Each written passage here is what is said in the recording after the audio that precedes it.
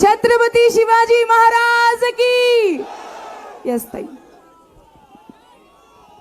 भारत माता की जय श्री राम, जय भवानी, जय शिवाजी,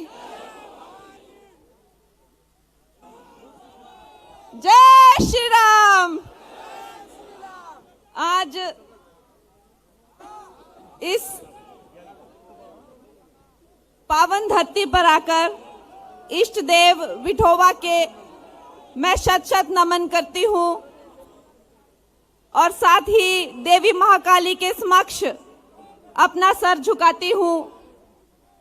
मंच पर आए सब मान्यगण, मेरे भाई सुमित जी जिनका हमने यहाँ पर अभी भाषण सुना, बड़े ही ऊर्जावान हैं और युवा नेता होकर बहुत ही जुझारू हैं। सुमित जी भाई का मैं स्वागत करती हूँ। सुधीर जी, दादा राव जी, सरिता ताई, संदीप भाऊ, अविनाश जी, विजय जी, चक्रधर जी, ये सारा मंच जो है हमारे बड़े जुझारू कार्यकर्ताओं से भरा हुआ है।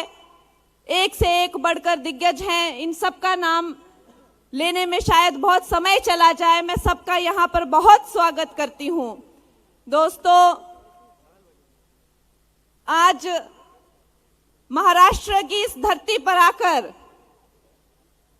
मेरा जन्म सफल हो गया। चाहे मेरा जन्म हिमालय की गोद में हुआ हो, लेकिन वहां मेरा कोई अस्तित्व नहीं रहा, मेरा कोई वजूद नहीं रहा। जब मैं महाराष्ट्र में आई तो कंगना को कंगना बनाया। मुंबई में मुझे मेरा नाम मिला, मेरा काम मिला, मेरी रोजी रोटी मिली और आज इस सभा में मुझे बुलाकर मुझे भी एक अवसर मिला कि मैं महाराष्ट्र के प्रति, अपने देश प्रेम और राष्ट्र प्रेम के प्रति अपना कुछ दायित्व पूरा करूं। यहाँ आकर जो है इस भरी सभा में आप लोग इतने बड़े मात्रा में आए, उसके लिए बहुत बहुत धन्यवाद। आप सबको देखकर ऐसा लगता है कि इतने इस छोटे शहर में इतने हजारों लोग कहाँ से आ गए। दोस्तों, बहुत बहुत धन्यवाद आप जो इस मात्रा में आए यहाँ पर। और आपने देखा है कि पिछली बार के इलेक्शनों में क्या क्या हुआ था, कैसे कैसे ड्रामे हुए थे। हमारे भारतीय जनता पार्टी के साथ में हाथ से हाथ मिलाकर चुनाव लड़ा गया, लेकिन जब अपना जो निजी स्वार्थ था मुख्यमंत्री बनने का वो पूरा नहीं हुआ, तो उसके बाद सत्ता के लालच में आकर बाला साहब ठाकरे जी के ही जो सिद्धांत हैं उनको बेचकर मैं महाअगाड़ी नहीं, महाअनाड़ी सरकार कहूंगी। महाअनाड़ी सरकार बनाई इन लोगों ने। और जब ये अनाड़ी सरकार बनी तो आपने देखा कि कैसे इन्होंने मिलकर जो है वो धर्म का जो है विनाश शुरू किया, कैसे उन्होंने अत्याचार शुरू किए, कैसे उन्होंने संविधान के अपमान किए। सड़कों पर जो है साधुओं को पत्थरों से कूट कूट कर मारा गया। हमारी फिल्म इंडस्ट्री में भी ऐसा दम घुटने लगा लोगों का कि लोग आत्महत्या करने लगे। हर जगह लॉ एंड ऑर्डर जो है वो खत्म हो गया था। उस टाइम जब मैंने कहा था कि यहाँ पर जो है पूरी तरह से लॉ ऑर्डर कोलैप्स हो गया है, तो इन्होंने, ये जो महाअनाड़ी लोग थे, इन्होंने जो है मेरे घर की ईंट ईंट तोड़ दी थी, इन्होंने मेरे घर का पत्थर पत्थर तोड़ दिया था। ऐसे जुल्म इन्होंने एक बेटी पर किए। एक तरफ तो ये कांग्रेस के लोग हैं जो महिला विरोधी सोच रखते हैं। दोस्तों, इन्होंने कभी महिलाओं का सम्मान नहीं किया, और दूसरी तरफ हमारे भाजपा के लोग हैं, भारतीय जनता पार्टी के लोग हैं। मैं आपको क्या कहूं, एक से एक बढ़ के हमारे जो नेता हैं वो महिलाओं के प्रति कैसी भावना रखते हैं। आज मैं आपको बताती हूं कि 2 दिन पहले मुझे फडणवीस जी का फोन आया। उन्होंने कहा, बहन कंगना आप यहां जाइए और प्रचार करिए महाराष्ट्र में। आपने अभी तक प्रचार शुरू क्यों नहीं किया है? नितिन गडकरी जी मेरी रैली में आए मंडी में और उन्होंने कहा कि ये बेटी को आपको जताना है, मैं कोई भी हाईवे, कोई भी टनल, कोई भी ब्रिज मैं यहाँ पे आपको बना के दूंगा। ये हमारी बेटी को, जिसके भाव इन लोगों ने पूछे थे, कांग्रेस के लोगों ने, ये बेटी को आपको जता के देना है। ये हमारे भारतीय जनता पार्टी के हमारे जो नेता हैं उनका पुरुषार्थ है और ये उनका स्वाभिमान है। दोस्तों, ये जो पापी लोग हैं, जो कांग्रेस के लोग हैं, इन्होंने जो है जो झूठे वादे करके हिमाचल में जो है पूरी तरह से सत्यानाश कर दिया है। कुछ भी नहीं बचा है। लोगों को अब तनख्वाहें भी नहीं मिलती हैं, लोगों को अब पेंशनें भी नहीं मिलती हैं, उनको कुछ नहीं मिलता है। ये इनकी करतूत है। महिलाओं को ये गाली गलौज करते हैं, कहते हैं कि क्या भाव है बहन बेटियों का। एक तरफ ये लोग हैं और एक तरफ देख लीजिए हमारे प्रधानमंत्री जी, वो कहते हैं कि मेरी बहनों को, मेरी लाडली बहनों को क्या चाहिए। जो बेटियां होती हैं, जो बहनें होती हैं, वो सारा दिन परिवार के लिए सोचती रहती हैं, लेकिन उनके बारे में कोई नहीं सोचता है। हम लोग जो है कई महीना पैसा इकट्ठा करके, कभी कोई साड़ी लेनी हो या कभी कोई चीज लेनी हो, घर में तो कोई बीमार पड़ जाता है, या तो बच्चों की फीस, या घर का कोई सामान, या तो किचन का कोई बर्तन, उसी में महिला की सारी जिंदगी निकल जाती है। बेटियों के बारे में, बहनों के बारे में कभी कोई नहीं सोचता दोस्तों।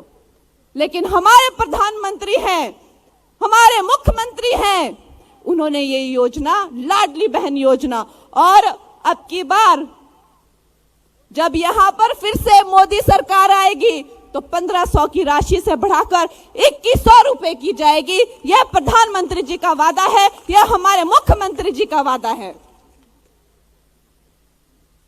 एक वक्त था जब दुनिया हंसती थी कि क्या होगा इस भारत का, हम कभी 11वें और 12वें नंबर पर भी नहीं थे इकोनॉमी में, और आज देखिए हम विश्व की तीसरी सबसे बड़ी इकोनॉमी है दोस्तों। ये कोई मामूली काम नहीं है, ये काम कोई छोटा काम नहीं है। आज चाहे स्टार्टअप की दृष्टि से देख लीजिए, मात्र 100 से भी कम स्टार्टअप थे 2014 से पहले, और अब लाखों की संख्या में जो है वो स्टार्टअप है। कहां तो ये लोग अभी भी वही दकियानूसी बातें कर रहे हैं, जो डिवाइड एंड रूल की जो इन्होंने राजनीति की हुई है पिछले न जाने कितने दशकों से, आज भी वही दकियानूसी बातें कर रहे हैं। टुकड़े गैंग इनको सारी दुनिया कहती है और सबको पता है कि इनकी मंशा क्या है और इनकी मनोदशा क्या है, सब जानते हैं। ये चाहते हैं कि देश के टुकड़े हो जाएं। और यहाँ पे हमारे प्रधानमंत्री है, हमारी भारतीय जनता पार्टी है, इन्होंने चांद पर भी जाके जो है हमारे हिंदुस्तान का झंडा लहरा दिया है, वहां पे भी शिव शक्ति पॉइंट बना दिया है दोस्तों। ऐसी आज हमारे भारत की प्रतिष्ठा पूरे विश्व में है। आज जो कांग्रेस का शहजादा है राहुल गांधी, आज उसने हमारे प्रधानमंत्री जी के बारे में बहुत अपमानजनक बातें की। उसने कहा कि उसको कुछ याद नहीं रहता, और खैर उसकी जैसी बातें तो हम यहां बोलना भी नहीं चाहते। कितनी बुरी बुरी बातें ये हमारे प्रधानमंत्री जी के बारे में बोलते हैं। हिटलर है, कुत्ते की मौत मरेगा, वो ये है, वो रावण है, वो 10 सर वाला, ना जाने कैसी कैसी बातें। आज भी उन्होंने कहा कि अब उसकी उम्र हो गई है और उसको कुछ याद नहीं रहता। इस तरह की बातें ये करते हैं, क्यों? क्योंकि ये प्रधानमंत्री एक गरीब मां के बेटे हैं, इसलिए कि वो किसी रईस खानदान से नहीं आते हैं। क्यों इतनी ईर्ष्या और उनसे दोष होती है? लेकिन अगर वो एक गरीब माँ के बेटे नहीं होते, अगर उनकी माता ने बचपन में दूसरों के घरों में जा जाके अगर कपड़े धो के, बर्तन धो के, साफ सफाई करके अपने बच्चों को नहीं पाला होता, तो आज वो प्रधानमंत्री लाडली बहन योजना नहीं लाते थे। उनको अपनी माता को ही देख के इस बात का आभास हुआ कि कितना मुश्किल होती है एक महिला की जिंदगी, और न जाने कितने दुख और संकट वो झेलती है, लेकिन उसको पूछने वाला कोई नहीं है। ये राहुल गांधी क्या जाने कि उनको कभी छोटे छोटे चिट नहीं मिलते हैं कुछ बोलने के लिए। वो जो बोलते हैं अपने दिल से बोलते हैं और कभी भी कागज पढ़कर नहीं बोलते हैं। उनकी जो मेमोरी है वो इतनी शार्प है कि वो जिसको भी जहां भी मिलते हैं उसको नाम से उससे बात करते हैं और उसके बारे में पूरा बैकग्राउंड उनको पता होता है। अवश्य ही उनके, मैं कहूंगी वो देव तुल्य है हमारे लिए। और अदरवाइज ये जो राम मंदिर का काम है किसी साधारण मनुष्य के करने का काम नहीं है। उन्होंने जो 500 सालों में मंदिर नहीं बना वो राम मंदिर हमें बना के दिया।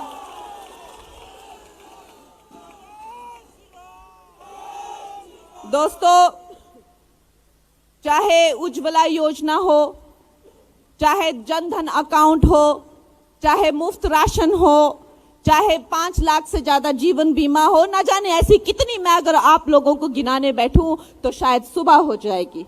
हम जानते हैं और हमारा दिल जानता है कि एक तरफ तो ये सब गैंग है जो मिली हुई है, इकट्ठी हुई है देश के टुकड़े करके मिल बांट कर खा लेने को, और एक तरफ नरेंद्र मोदी जी की सरकार है जो पूरी तरह से जो है भारतवर्ष के लिए अपना सब कुछ खपा देने को लगी हुई है। दोस्तों, इन दोनों का कोई भी मुकाबला कभी हो नहीं सकता और ये महाराष्ट्र की जनता बहुत अच्छे से जानती है और इसीलिए अब ये लोग छटपटा गए हैं, अजीब अजीब सी बहकी बहकी बातें कर रहे हैं, गाली गलौज पे उतर आए हैं। लेकिन 20 तारीख को महाराष्ट्र की जनता बता देगी, जब जब प्रधानमंत्री जी का निजी रूप से जो है किसी तरह से उन पे आक्रमण किया गया है या उनका अपमान किया गया है, भारत की जनता ने मुंह तोड़कर जवाब दिया है। और 20 तारीख को इनको जवाब मिलेगा कि हमारी जो महाराष्ट्र की जनता जो है पूरे बहुमत से जो है भारतीय जनता पार्टी एनडीए को जो है वोट देगी तो उन्हें मुंह तोड़ जवाब मिलेगा। हमारे युवा नेता सुमित भाई ये जानते हैं कि यहां पे रोजगार की समस्या जो है युवाओं के बीच में वो कितनी इस वक्त पे चिंताजनक है।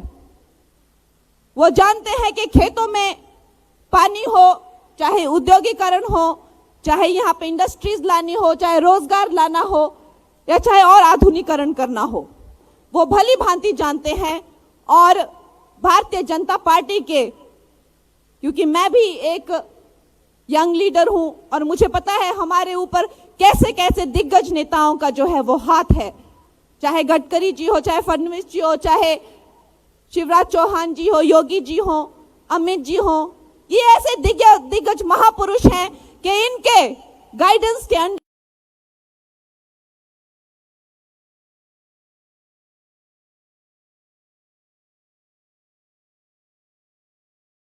सुपरविजन के अंडर को हमें भी भारत के प्रति समर्पित होने को मिलेगा दोस्तों। और भारतीय जनता पार्टी को 20 तारीख को आपको जो है कमल के चिन्ह पर जो है वोट करना है और सुमित भाई को जो है बहुत बड़ी मात्रा से, भारी मात्रा से वोट देकर बहुमत में लाना है। और बाकी आपको अपनी बहन, अपनी बेटी कंगना को भी बुलाते रहना है और हमारे लायक जो भी सेवा हो वो बतानी है। मेरे साथ भारत माता जय के नारे करेंगे। भारत माता की, भारत माता की जय श्री राम।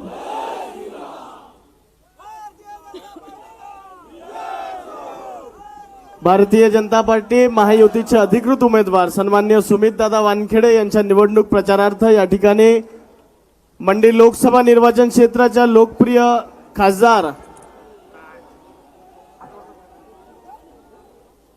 कंगनाताई राणावत जनतेचं अभिवादन करतात। भारतीय जनता पार्टीचा सुमित दादा तुम आगे बढ़ो। या ठिकाणी बंद करा, बंद करा, बंद करा, बंद करा। भारतीय जनता पार्टीचा, भारतीय जनता पार्टीचा सुमित भाऊ तुम आगे बढ़ो, दादा राव तुम आगे बढ़ो। भारत माता की। या ठिकाणी सर्व कार्यकर्ते पदाधिकाऱ्यांचं मी भारतीय जनता पार्टी आर्वी विधानसभा मतदारसंघाच्या वतीने हार्दिक हार्दिक आभार व्यक्त करतो। कंगनाताई राणावत, आप महाराष्ट्र के आरवी में आए, मैं आपका भी भारतीय जनता पार्टी आरवी विधानसभा की ओर से हृदय से आभार व्यक्त करता हूं।